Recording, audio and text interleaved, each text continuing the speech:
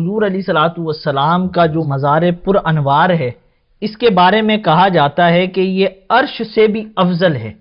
تو کیا واقعی ایسا ہے یا یہ سوشل میڈیا ہی کی بات ہے؟ یہ حقیقت پر مبنی بات ہے، اور سوشل میڈیا کے وجود سے پہلے، انٹرنیٹ کے وجود سے صدیوں پہلے علماء اس بات کی صراحت کر چکے ہیں کہ نبی پاک صلی اللہ تعالیٰ علیہ وآلہ وسلم جس جگہ پر تشریف فرما ہے، یعنی جہاں آپ علیہ الصلوۃ والسلام کا مزار ہے، جو آپ کی قبر انور ہے، یہ باقی مدینے سے، کعبے سے، بلکہ عرش سے بھی افضل ہے۔ اس بات کی وضاحت و صراحت اور اس کے بارے میں بالکل کھلے الفاظ کے اندر اجلہ علماء نے، محدثین نے اس کا ذکر کیا ہے، جن میں ایک بنیادی ہستی امام ابن عقیل رحمۃ اللہ تعالی علیہ ہیں، جو امام ابن جوزی رحمۃ اللہ تعالی علیہ کے استاد ہیں۔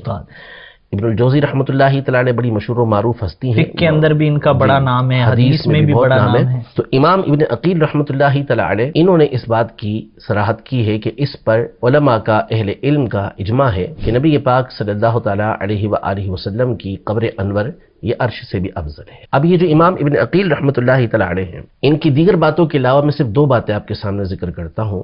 ایک تو یہ کہ یہ وہ ہستی ہیں کہ جنہوں نے ایک کتاب لکھی ہے کتاب الفنون کے نام سے، اور یہ کتاب الفنون 200 جلدوں پر مبنی کتاب ہے، یعنی یہ اس کے 200 والیوم ہیں اس کے، اگرچہ کہ یہ تاتاریوں کے حملے کے وقت ضائع ہو گئی اور اس کے صرف 2 جز باقی رہے، 2 حصے یہ چھپے ہیں، تو اتنی بڑی کتاب، یہ ایک ان کی کتاب ہے۔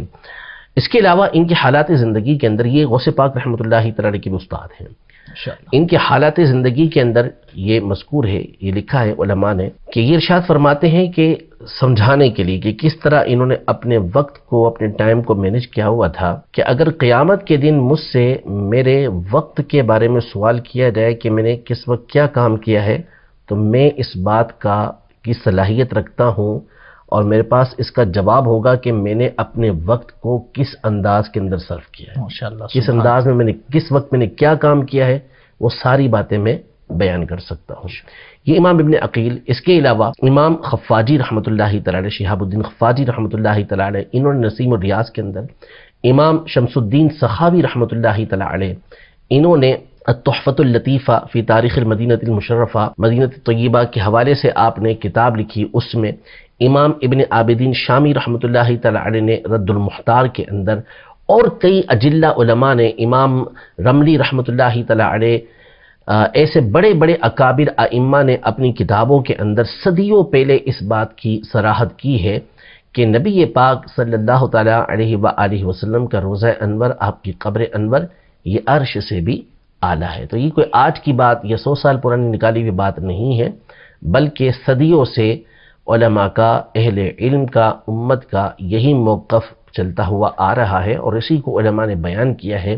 کہ نبی پاک صلی اللہ علیہ وسلم کی قبر انور یہ عرش سے بھی افضل و اعلیٰ ہے۔